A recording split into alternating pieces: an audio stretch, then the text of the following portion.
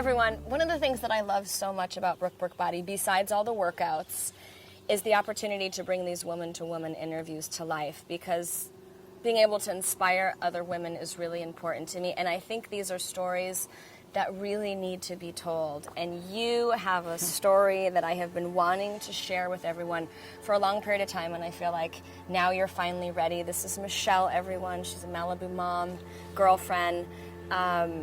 A mom in Malibu. Yes, yes, yes. And I'm just so proud. I'm so proud of you, and the transformation that you've gone through is totally mind-blowing. It's mind-blowing for me because I just still don't really recognize the person in the mirror, even though I actually love the person in the mirror today. And I was talking to a friend of mine, and she said, "You know what, Michelle? You need to have a crush on yourself."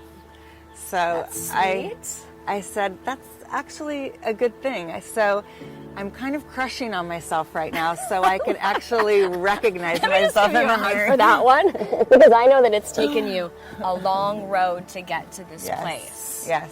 So wow, good. Over 70 pounds. Just one day, I have 2 autoimmune diseases, and I've been off and on steroids my whole life. And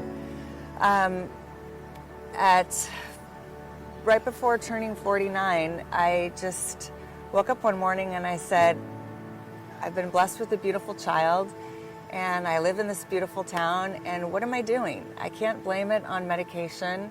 I'm just not engaging in this amazing God-given life. And I thought about my daughter, and I thought I can either join the land of the living or stay like this. And I went on Instagram and I saw you, and I made a comment about how great you look and how I missed that part of me. And not in a million years did I think you would answer back.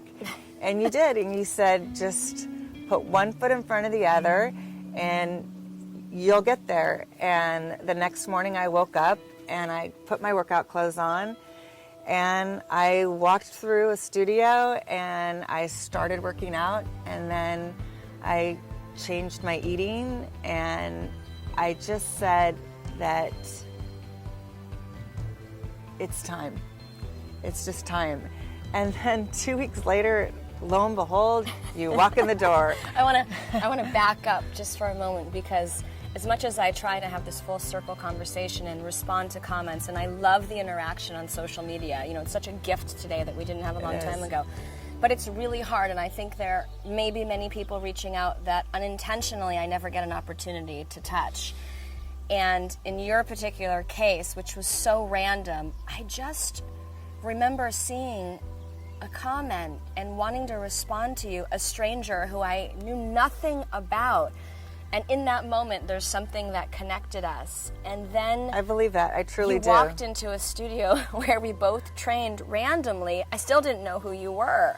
I know. I think maybe we kind of had this, I believe in frequencies. I think that if you go on a frequency for yourself, you're going to naturally attract those people. Yeah. Because the more I started taking care of myself, the more I think my frequency opened. And for sure. Well, the more you take care of yourself, the better you feel. And as you start to feel better, you start to exude good feelings that I think attract other positive things in your life. Do you agree? Absolutely, because when I saw you, I normally, especially feeling the way I felt, over 70 pounds heavier than I am now, I couldn't even lift myself up with my hands on a exercise machine. And I remember saying, oh my gosh, you know, when we clicked and we talked about the, you know, health experiences that we both shared, and you said, yeah, come to my Malibu booty burn class. And not in a million years did I think that I would walk through the door. You have become one of the most devoted women in my Malibu booty burn class, and so many different things connected us, and you've been like a total savior. I have to just put this out there, and an incredible friend guiding me with the autoimmune struggles that I've had. So, you know, there's a line that you said in an interview when we were speaking. I think I know what you're going to say. the broken find each other, Yeah. and that's how they heal. Yeah. And you said something to me that I use pretty much weekly and in life, and people that come into my life. And you said, I love how we have a pitch and catch relationship. Yep. And I apply that to my daughter, my exercise, Marriage, my life, marriage, work. my life. Friendship, it's pitch and catch. friendship. It's a give and take. It's not a one-way No. street. And I think the more you give, the more you get. And I know that I've affected your life, and you have affected my life in such a Hugely. profound way medically. But this is all about you, and maybe we'll come back and do that interview and speak about our autoimmune, the synergy there at another time. But I just want, like, the Brooke Burke body people to know that you're saving lives. Sometimes in your workout, I think that you don't even realize you're doing it, but you'll say things that are just as important as the actual exercise itself. And that's, it's a gift to be able to do what you're doing, take it in. And, when you're bringing the cardio up, you can do this, we can do this, one more. All that I really stuff do believe that the mindset is more than half of the battle. And for me, health and wellness and conquering fitness is really about the union between all of those things. And I look at it like this, like not everybody got to get up this morning and work out. And you and I have spoken about this so much that we don't have time not to work out, but it is such a gift. So if you don't mind, just because I've known you for a long time and I know you intimately, so I want to back up. Okay. I know that you've lost nearly 80 pounds now, and that you're crushing on yourself, and you feel so powerful and so amazing as a woman. And you are a completely different energy, if you don't mind me saying, than when we first met. I want you to take us back in time, because so many women lose their sense of self. They either become a mother and everyone else is more important than they are. Suddenly, I don't know why in our country that is so acceptable. We're working, we're busy, there's a million reasons not to take care of ourselves. So many women lose their sense of self. Then they get stuck. It's a downward spiral. Yeah. I want you to talk about where you were and the moments that changed your way of life and allowed you to begin your transformation. Well, for me, being a mother and retiring from, a career in the film industry, a big career, and getting married and having a child later in life, at almost 39 years old,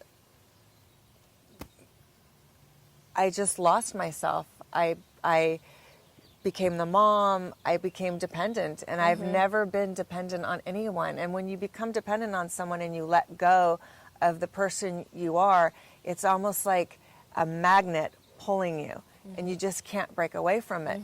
And it pulled me and it pulled me, and it made me think that being in a dark place was actually a light place.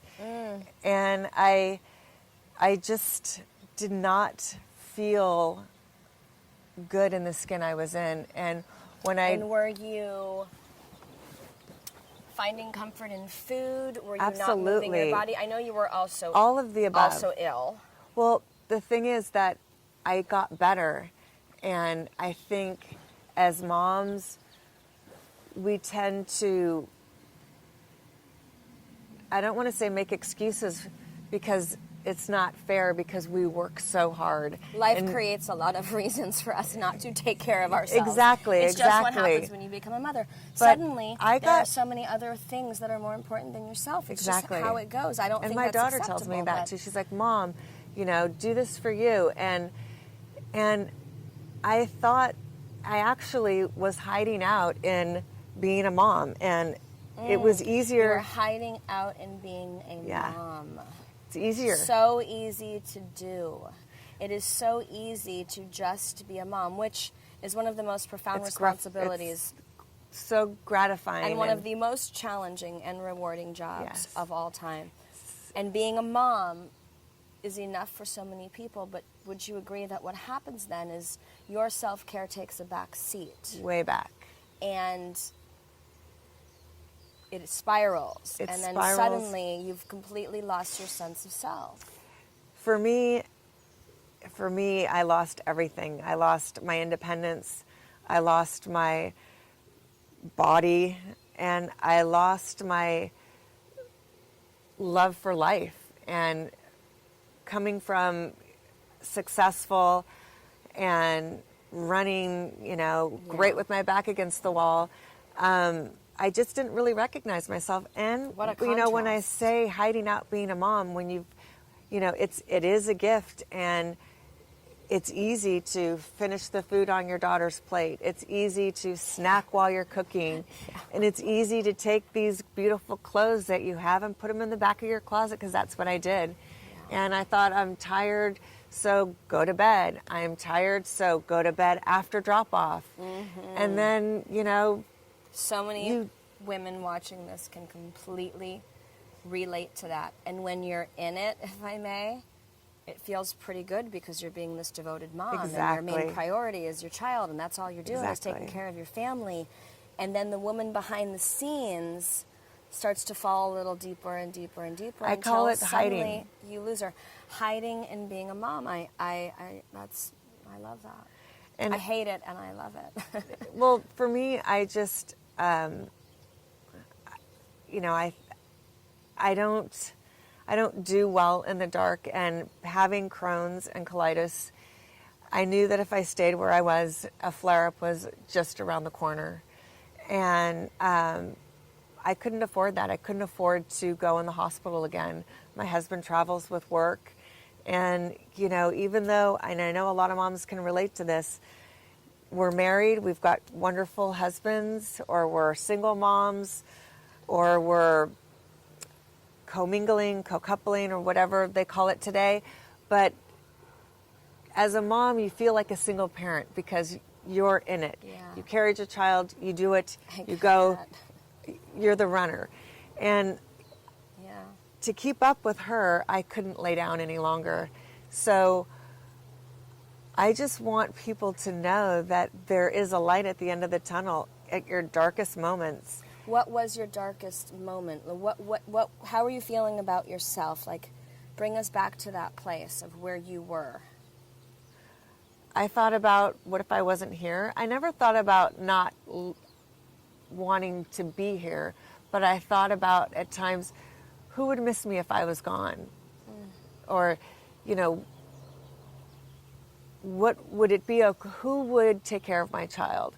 Who would take my place? And I am too controlling and too selfish to let anyone take my place. And I love my daughter too much. And I actually do love myself. I have a good amount of narcissism, and I just let it get, I let it get buried. And I know that everybody has their hills and valleys, and, I don't know if it was a hill or a valley, but I just could not get out of bed. What was your turning point? My daughter. And her having fun with other people and not me. I wanted to be the one having fun. I wanted to be the one that she looks at and says, I want to be like her. Because I didn't have that growing up. And I think, oops, I touched my mic. I think that as moms, something pushes us. We either want to do the opposite as our parents or exactly like our parents. And I think that different days it's different feelings. But I want my daughter to like the person that's raising her. And if I don't like myself and I don't take care of myself, then what example am I for her? Yeah. And that's huge. At the darkest moments after drop-off is when I would beat myself up. And it would be either eating something, it would be, okay, I'm gonna go today. I'm gonna go work out. I'm gonna do something different. And then, when you're not taking care of yourself, you're really tired. Mm-hmm. It's a different tired. So you wanted to. Absolutely. And you knew you needed to. Absolutely. And you couldn't get out of your own way. No. So how did you begin your transformation? To be honest with you, it was you. I mean, and I'm not saying that just, to promote anything or say anything. It's the truth. when we're in a bad place, we want someone to recognize us. We want to be seen. We want to be rescued. We might not say it, Right. but we want to Totally be with you. rescued. And we want someone to say, it's going to be okay. I see you. Yes, I see get you. it. I just see you. And I know that I am pretty, and there's nothing more insulting that people don't realize is you're so pretty but, you're so pretty but, and the but is the only thing that a pretty person hears. And that's what takes you down. And when you answered my comment on your on your Instagram, you know, it was just enough to get me going. It feels so good. It was enough to get me going. And, you know, it's such a simple, easy, important moment that was life-changing. it's a simple act of kindness. Super grateful to have been part of that. And That I little will, tiny part of that, because what you did after that was like a warrior and amazing, and I want people to hear your transformation, because the woman that you are now, it's just when we're in class, like amazing. when you would ask me to do this interview, and for so long we had talked about it, and I was really afraid to say, hey, I was over 70 pounds overweight, you know, and I think in a way that's kind of hiding out, and I have to be able to be honest with myself to actually see that person in the mirror. And she comes in and she comes out. When I was doing booty burn this morning and I was looking at my reflection, trying to keep my hips straight and not let my booty burn leg tilt off to the right or to the left, because it's really hard. I was glancing at myself and I'm like, oh, my leg's not tipping. Oh, I'm holding my core in. I'm strong. And I'm like, oh my gosh, look, I think I'm going to wear a short sleeve shirt. I'm going to wear a short sleeve shirt to my interview. Who are you? And I said, you know what? I'm going to do it. I'm going to tell people, you know what? It's okay. It's okay to let go. And it's okay to let go of yourself. And you will come back, and you can come back. It just takes one person. And if it's not a person, just look what you have. Just a moment of Just faith, a moment of right? faith.